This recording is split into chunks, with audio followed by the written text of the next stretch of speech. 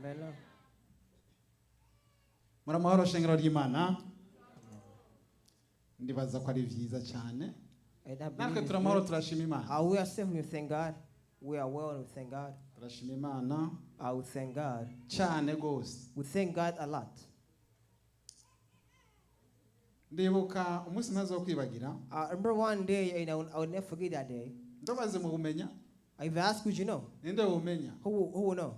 Reka ndababwira. I will tell you what it is. Ni tariki twinziremo ngaha. It's the day that our first day we got his church. Ni tariki mu buzima bwanjye ntazokwibagira. At that date in my life, I will never forget it. Nguko ntibagira amatariki ndavukiyeko. The same way I don't forget the day I was born. Duko nazokwibagira It's the umunsi same way I will twinziremo not ngaha. forget the day we entered this church.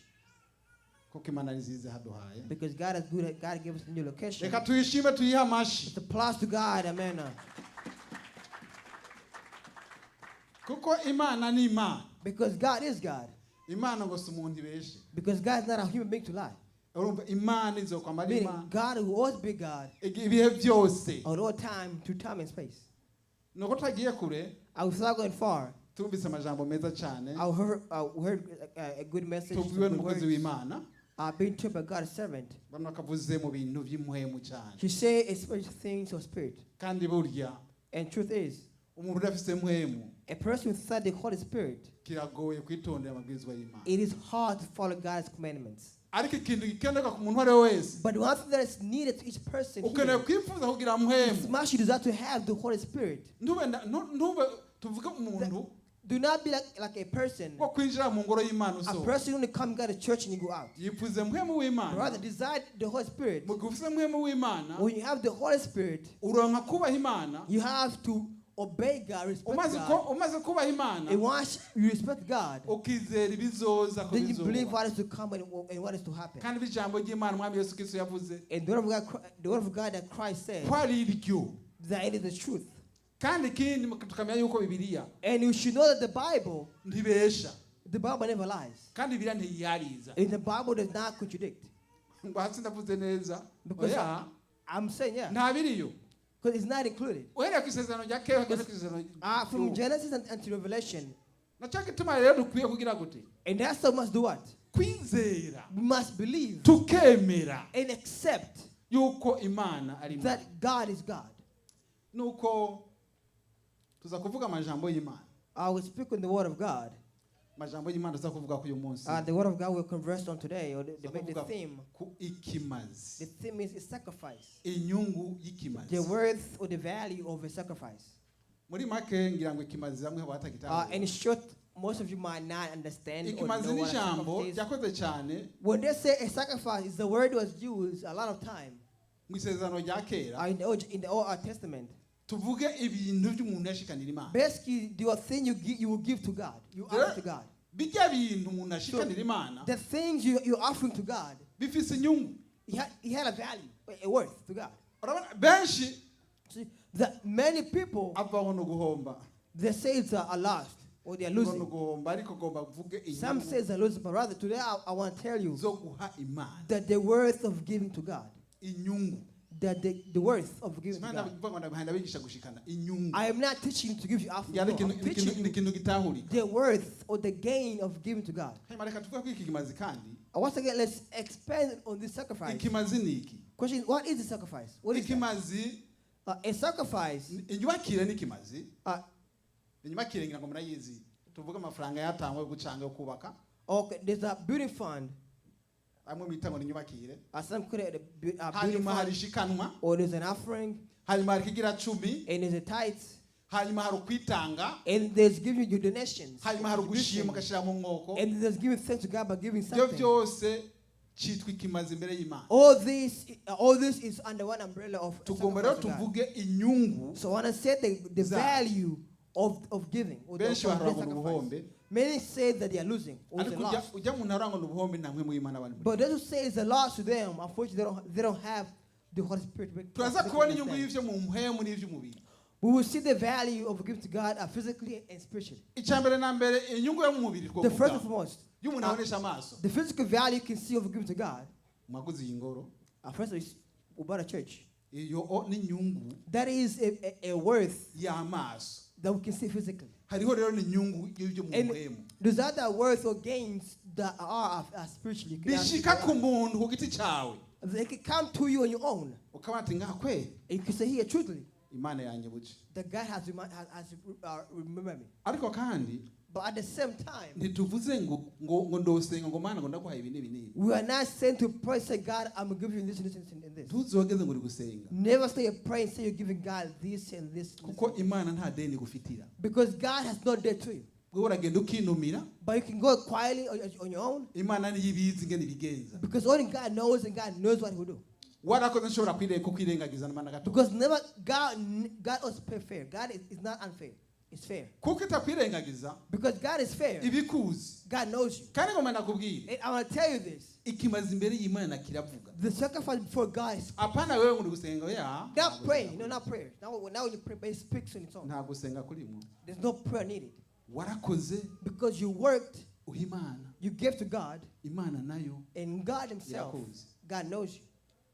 hari amajambo y'imana dukunda kuvuga There's some words of God we love saying. cyangwa na mwebwe muvuga cyangwa Oh. birivuga The Bible says, or I say, or you say, ngo mubika hadashika inyenzi n'ingese that keeping a place where roaches, n'abambuzi badashobora kuhashika even thieves will not get to. aniho hantu rero uba wabice In that place you're keeping. ku karorero Example, twaratanze we gave turaronka iyi nyubako and we found a contributions, donations. ajya watanze ntiyavaho yari So that what you gave, stay there. Stay ari there. hegenge imbere y'imana Until imana now- igumi yabona Even until now, God can see that what you gave. naco gituma tuvuga ati And that's what when we say, ahadasika inyenzi n'ibisuma the word thief and roach cannot get you, aba ariho bika that keep it there for me. rero mpaye ngenda kuvuga akamaro ko So gutanga I am saying the value and gain of giving. tuza kuvuga We'll speak on, abakeneye kwandika baraza kwandika if you got a note, nza kuvuga mu gitabo I'll read the book of mu itanguriro Genesis 22 Genesis 22, guhera ku murongo w'icenda verse 9 gushikana ku murongo wa 14 until 14. igihe A time aburahamu that Abraham yagezwe n'imana was being tested by God. imana iramubwira God told Abraham ati ngo uwo mwana wawe nyine ukunda that w'ikinege I want the child you love the most as a umumpe sacrifice. umushikanire That bring him to me as a sacrifice. aburahamu ntiyagabatanije So Abraham was obedient. He didn't say no. yaremeye He accepted God as a afata request. umwana wiwe aramutwara So he took his child and he took him. aramutwara He took him kugeza ahantu imana to yamubwiye the place where God told him to bring him. basiceyo When they arrived at the aramuboha destination, nyine yaramuboshe he took his child and he chained him. He tied him. yitegura kugira ngo ahimbure izosi And he prepared to cut his neck. kubera iki Because what? Why is that? yakunda imana Because Abraham loved God. kandi yaribwira ati none naho ndoyimwima Because he knew that if I don't give my child to God, ari mu kuboko kw'imana my child is in God's hand already. uwo mwima aramutwara So whether I say no, God take me anyway. kuko ntawe umwariza Because nobody can stop ariko God. aremera aramutanga But he accepted and he gave the child to ngo God. amaze gufata intama agomba And gukerera when he took his staff to start his child, ijwi ry'imana riva mu ijuru God's voice came down from umumarayika heaven. wiwe From his angel spoke to him. atewe aburahamu He yewe said, aburahamu Abraham, ati ntukoze that iyo mbugita k'uwo mwana do not touch a child. ati kuko menye ko nkunda Because I've seen loved me. You love me. imana yaciye imuha intama So God gave me a lamp. ayibona iri mu gisaka And he saw that lamp in a thicket. aba ariyatanga And he gave that lamp as a sacrifice instead. uyu of the munsi child. ngaha twebwe So today here, naho imana yobwira ngo tanga umwana wawe akamutanga if God says give you a child, would you say yes? agerageza aho You said no, no, you said ariko ibintu bito biratunanira But small things are hard for to do. ariko kubera yemeye kumutanga But because they accept to give a child to aravuga God, ati reka ndamutange and he said, let me give my child to God. imana yaciye imuha intama So God gave him a yatanga lamp amazi. to give a sacrifice instead of his child. kandi ntibyagereye ngaho And not just that, ukurikiranye guhera ku murongo wa 14 kaduga hejuru from verse 12 and up, yaciye ivuga ati kuko zivyo God said, that's not true. ni kuguhezagira ndaguhezagira That not just that I will bless you even more. ndaguha umugisha That I will give you more blessings than ever. ndaguhezagira kandi nzokugwiza That I will bless you and give you more descendants. uzongana n'inyenyeri zo ku isi That your descendants will expand like stars in the sky. urubyaro rwawe ngo cyangwa n'umusenyi wo ku isesero ry'ikiyaga Or like the sand in the ocean.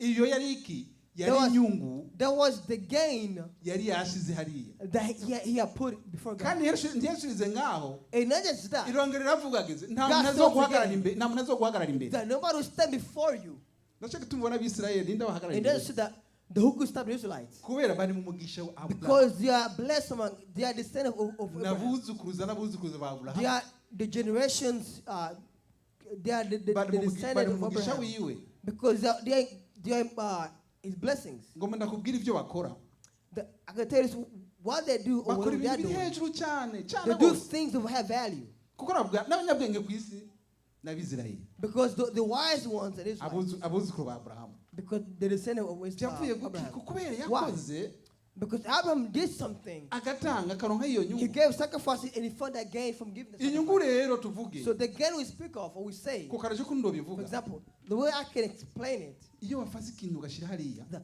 when you take something and you give it, uba witanga ku giti cyawe you are giving on your own. kandi utangiye n'abana bawe And you're giving for your kids.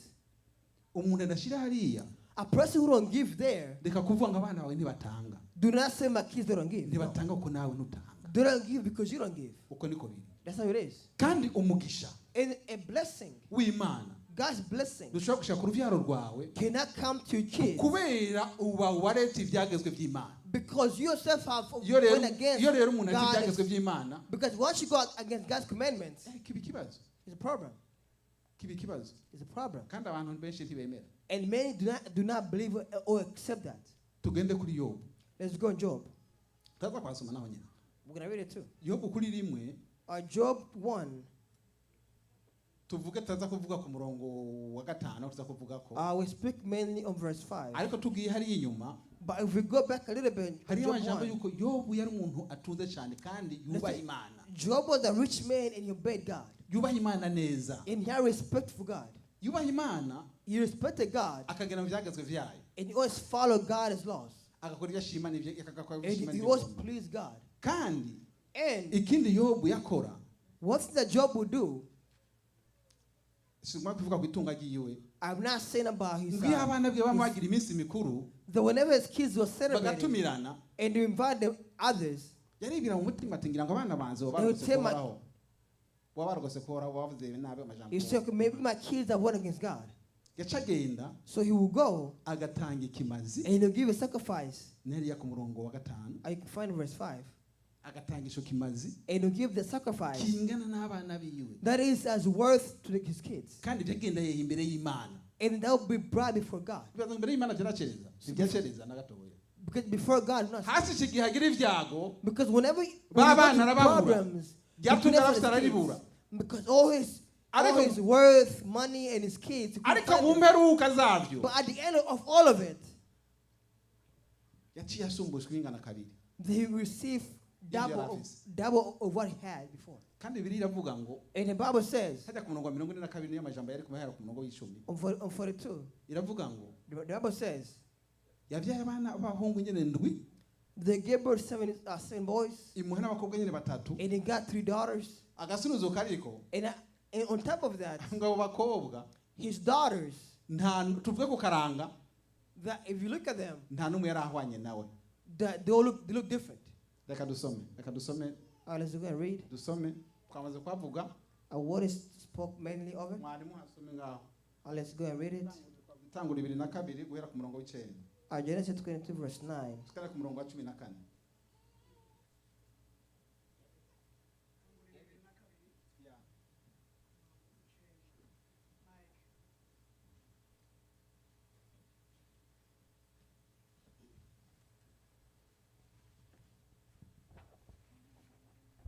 Tanguriro 22 ku murongo w'icenda haravuga ngo bashika ahantu Imana yamubariye Aburahamu ahubaka igicaniro akinyuranyako za nkwi aboha Isaka umwana wiwe aramurambika kuri ico gicaniro hejuru y'inkwi 10. Aburahamu atuma ukuboko yabira yambugita ngo akerere umwana wiwe 11. Maze umumarayika w'Uhoraho amuhagarara ahamagara ari mwijuru atewe Aburahamu aritaba ati sabwe 12 aramubarira ati ntukoze ukuboko kuri uwo muhungu ntugire ico umugira kuko noneho menye ko wubaha Imana kuko utanyimye umwana wawe kandi ari kinege. 13 maze Aburahamu yunamuye amaso areraguza inyuma yiwe ahabona imfizi y'intama ifashwe mu mahembe mu gisaka c'inzitane. Aburahamu aragenda afata ino ntama ayitanga kw'ikimazi co koswa mu gishingo c'umwana wiwe. 14 Aburahamu yita aho hantu Yehova Yire nk'uko bavuga na bugingo n'ubu bati ku musozi w'Uhoraho niho bironkeka. Bandanye no hanyuma turasoma mu gitabo cya Yobu. Ndamaze kubabwira Yobu igice cya mbere turasoma ku murongo wa 5 turasoma umurongo 1 ndahasoma ngo nuko uko iminsi y'amazimano yabo yahera Yobu yabatumako ngo abeze akavyuka kare mu gatondo agatanga ebimazi byoswa bihwanye n'igitigiri cya bose kuko Yobu yavuga ati nkumbure abahungu banje bacumuye barogota ku Mana mu mitima yabo. Uko niko Yobu yahora abigenza abigenza ubudasiba. Imana ishimwe cyane. Soma umurongo somaho muri Yobu. Let's read in Job once again. Job 1 verse 5. Should read in English. When a period of feasting had run its course, Job would make an arrangement for them to be purified. Early in the morning, he would sacrifice a burnt offering for each of them, thinking, perhaps my children have sinned and cursed God in their hearts. This was Job's regular custom, and glory to God. Amen. Imana ishimwe cyane. Amen. Turi kuvuga ku nyungu y'ikimazi. We are talking about the gain of a sacrifice. Kamaze kuvuga kuri Aburahamu. We spoke mainly on Abraham. Ukuntu yemeye gutanga umwana wiwe. How he accepted to give his son. Ngo amuhe Imana. That to give his son to God.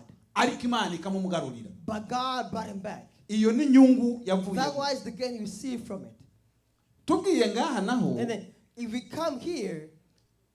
Kuri Yobu. Here on Job. Yobu murazi ko ari umuntu atunze cyane. You know Job was a wealthy man. Yari afise ibihinda. He had many things. Kandi yari afise n'abana indwi. He had 7 kids and many cows. N'abakobwa batatu. And 3 daughters. Abana rero. So his children. Bahora ngo bagira iminsi mikuru. That they were party. Tuvuge ku muhungu mumwe. Basically that each young man who party or bagatumira bashiki babo. And then they will invite their siblings. Bakaza bagasangirira hamwe. They will gather together and have a feast. Mugihe basangirira rero hamwe. So whenever they were feasting together. Niho nawe Yobu yavuga ati. Then Job would say, abana banze. They are my kids. Ngira ngo waba yaragose kuhoraho. Maybe they have cursed God. Badakoze bitaroranye. Maybe they did something against God. Reka ndabatangire ikimazi. But let me give a sacrifice for them. Yatanga ikimazi cy'umwe wese. They will give a sacrifice per child. Abasabira kuhoraho. Asking to God. Yakitanga kugira ngo bigire gute. Why did he do that? Uhoraho ntabaharure kwica. So the God cannot hold. Ariko kubera yatanga. Because he will give a sacrifice to the child. It was a gain to him. Igihe haza ibyago. So whenever a suffering will come. Abana biwe bagapfira rimwe. And the children died. Itunga ryiwe rikibwa. And all his cattle was bikagenda. gone. Agasigara uko nyene. And he left with nothing. Hariya nyene muri Yobu kuri 42 murongo on Job 42 verse 10. Imana ivuga ko yaramusumbuje. God said God doubled his wealth. Imusubizo yari afise inshuro kabiri. They got more he had doubled. Imuha n'abana biwe 10 nyene. They got kids 10 of them. Abakobwa batatu. The 3 daughters. N'abahungu ndwi. And 7 boys. Ikishirako ngo bakobwa. And then on top of that his daughters. Abakanyaranga. That they were of a good value. Tuvuge atabo handize n'abandi bantu mahari yakare. They look different. Urumva bari beza barengeje. Best they're so beautiful nobody can compare. Urumva bambere ngo bari beza cyane barabasanzwe. Best their beauty was compared with any girls in their time. ryo gushikanira imana. So this was the gain of Rero the imana iyo sacrifice. uyihaye So when you give to God, tuvuga ngo turahombye, we say we are losing. ngo turahombye. That we are losing by giving. Umugabo n'umugore bari kuvugana That whenever a husband and wife are speaking, ngo utanga wewe inka mutagisika igira they can give you income tax and be nothing. sika utwo. That if we do, we lose. Ariko tureke n'ibyo, But iyo not just that, utanze whenever you give, uba utangiye abana bawe. you are giving for your kids. Ngomba ndababwire, Let me tell you this. nubona abantu batunze, See, those who are rich, like abantu batunze, those who are wealthy, usanga rich, bafise itungo, you see, they have business, they're rich. bafise ibintu. They have many things they have gained. Wibaza umwana wabo uko abirone. Do you think their kids will look for it? Aramubwiye ati hagarara kwijya kampani. They'll say their kids go in a company, Zuba manager. you be the manager. Araba manager kandi zo yiwe. They'll be a manager and eventually they'll become the Ni mu by'Imana owner. rero. Even in God is Mu things. gihe ufise ubusabane bwiza n'Imana. Whenever you have a good, whenever you have a good bond with God, with no N'urubyaro complaints, rwawe even your descendants and children will be blessed because of you. Babyisangamo. Because they'll be born in your blessings. Babyisangamo. They'll be born in it. Nacyo kituma rero dukwiye kumenya And tukamenya. that's how we should know and Hariho inyungu. understand that Hariho inyungu. there is a gain. Iyo umuntu utanze. That when a person is giving. Tugende ku gitabo cy'imigani. Let's look at the book of Proverbs. Igitabo cy'imigani 18. Proverbs chapter 18. 18. 18 ku murongo Proverbs chapter 18, wa 16. verse 16. Ngo ishikanwa ry'umuntu rimuronkera akayira, rimusitsa imbere y'abahambaye. Soma n'umurongo umwe gusa. Once again, Proverbs 18, verse 16, it says, a gift opens the way and ushers the giver into presence of the great. Glory to God, amen. Imana ishimwe cyane. Amen. Murumva yuko ishikanwa ry'umuntu You see that a gift of a person, iyo wabikize that whenever it's being kept for you, rigucira inzira imbere y'Imana. they open a path to God for you. Rigucira inzira. It opens a way for you. Ntimuri kuvyumva. Maybe you're not understanding this. Jewe ndaragwaye, murazi ko ndagwaye. Because I was sick. Mubizi. You know that I was sick once. Mwari muzi mbere ko nosora guhagarara ngaho. And did you know I was standing here before you once again? Imana niyo ntanze kugira ngo nze mvuge ibintu mpande ndavuga ngaho uyu munsi. But God didn't give to come and say what I'm saying now. Hari ikintu kinwe umutima. But something pushed my heart Kumva kweri ko mbabaye cyane. that I'm hurt. It feels like I'm hurt. Baramvura ariko So they abaganga treat me. cyarabananiye.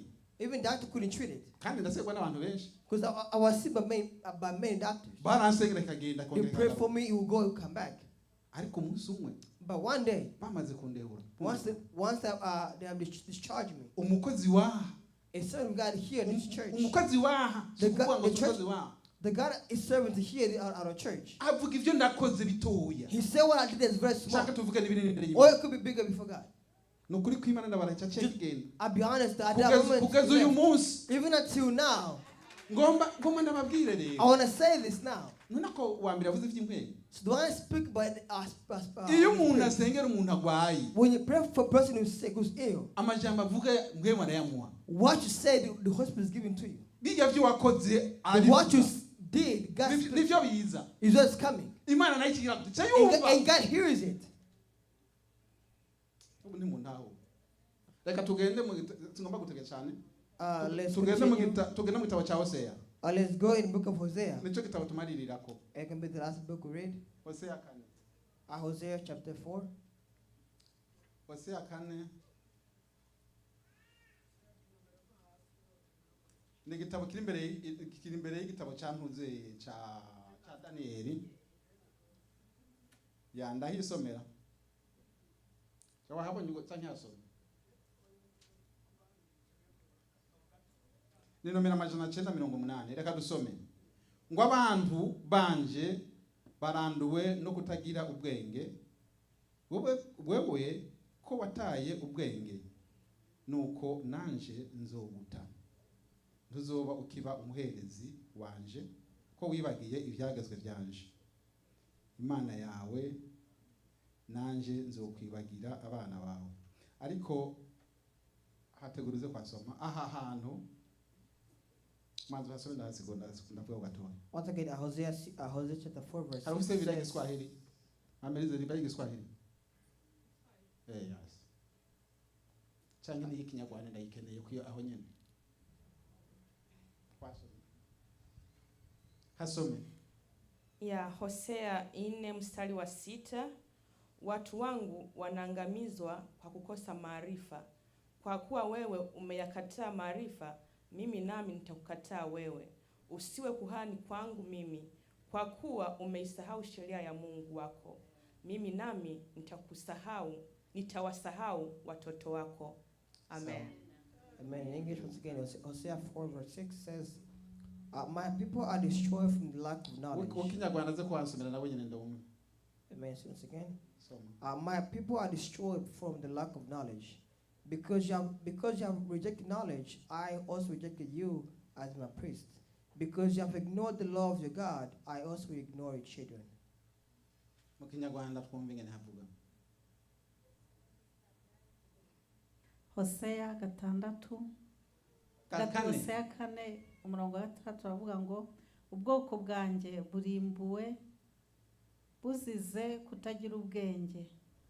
Ubwo uretse ubwenge nanjye nzakureka we kumbera umutambyi. Ubwo wibagiwe amategeko y'Imana yawe nanjye nzibagirwa abana bawe. Imana ishimwe cyane.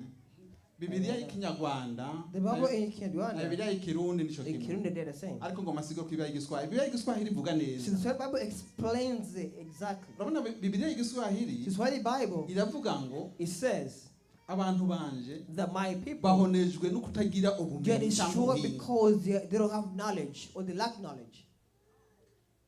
Ubumenyi canke ubuhinga. Or they are destroyed because they lack knowledge Niyo ivuga or neza. understanding. Ariko Bibiliya y'ikirundi By Queen Bible n'ikinyarwanda says uko zivuga kimwe. Abantu turafise ubwenge, abantu that bafise ubwenge. okay, we are smart, Ariko ubumenyi, but having wisdom, ubumenyi nibwo bintu usanga kibaye ikibazo. that although we are smart, we don't have knowledge. Umuntu akagenda understanding. kumira kwibinyene That you stay what you know, what you have, ngo nivyo vyanje, and you say, this is mine, nivyo ndakiye, that I receive this. sinshobora I guhindura. could never change or change my Ariko nta way. muntu simvuze ngo ntuhindure ivyo wakiye. I am not asked to change what you see. Ivyo wakiye ubigumako. What you see, you keep. Ariko ubumenyi But knowledge, or it's called wisdom, ukamenya yuko mwe mu Imana kujya kuyoboye ariko to know that the Holy Spirit leads you. kuko mwe mu Imana arayobora. Because the Holy Spirit is the leader. He Kandi mwe mu leads us. Imana And the Holy afise Spirit byinshi, has everything, many things. afise byinshi. Has everything. Ariko abantu ntitwemera But ntushobora we do not believe or accept it. kuwemera But those who believe it and accept it, arajana navyo. Ariko they follow it. kuwemera But those who do not, agumira ko byane vyo yakiye. they kept with what they have received. Nahe umwe mu Imana yomongera ibindi. Even those who could give you more and what you have, they don't take it. Ukabisanga ubumenyi And you buraheze. see that their knowledge Hanyuma ngomba is mvuge lacking. kwiri ijambo ry'abaherezi. So when you say, oh, priest, Bibiliya isezerano rishasha. the Old Testament, Umuherezi n'umuntu wese yubaha Imana. the priest is a person who obey God. Uri umuntu wubaha Imana A person who umugororotsi. respects God and your righteousness, Uri umuherezi. you are called a priest. Kubera kera Because long ago, abaherezi the priests, bari abaherezi bigisha ijambo ry'Imana. they are those who teach the word of God. Kandi bubaha Imana. And they obey God and Niko byari respect biri. God. That's why. Rero uyu munsi muri Bibiliya So Bibiliya nshasha. today in the New Testament, Nango abantu bakijijwe uri umugororotsi uri umuherezi. as long as you're righteous, you are a priest. Birakwiye ko bigisha ijambo ry'Imana. You can, because you can teach the word of God. Ntabwo mugira ngo mvuze Do not ngo think I'm saying John. mvuzishe mundati kuma habo mahamba bariya. You might say I'm saying the pastor. No, Mvuzishengero. I'm saying the church itself. Nukuvuga umugihe That a time utajanye n'Imana. when you're not going with God, Imana izokwibagira abana bawe. God will forget your kids. Nta gitangaza kiri ndamaze kuba akarorero. There's no difference. It's not shocking. Abisafise ubwenge. Because people of the word, they are wise, they're smart. Barafise ubwenge. They are knowledgeable. Kubera imvuga turafise ubwenge. Reason why I say they're knowledgeable. Iyo atunze warumvise umuntu atunze umwana Have you ever wagenda heard a rich man umwana wagenda kondera umutayi. when a child is looking for support? Umutagenda No, they kurondera. don't.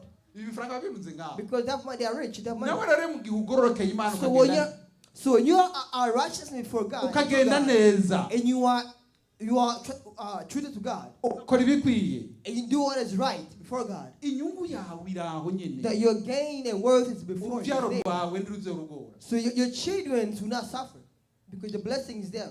You left behind for them. Nuko mva ntari umwanya munini ariko kuvuga ukuntu jewe tuvuge nkikura Because I will explain how I grew up. Nkikura kubera ababyeyi banje batari bakijijwe.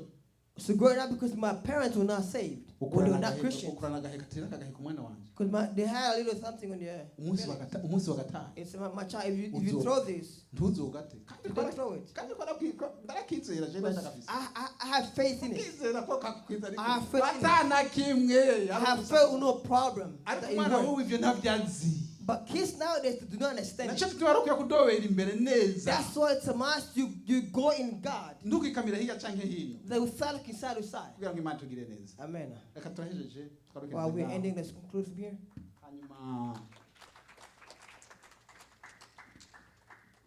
Hanyuma igisigaye And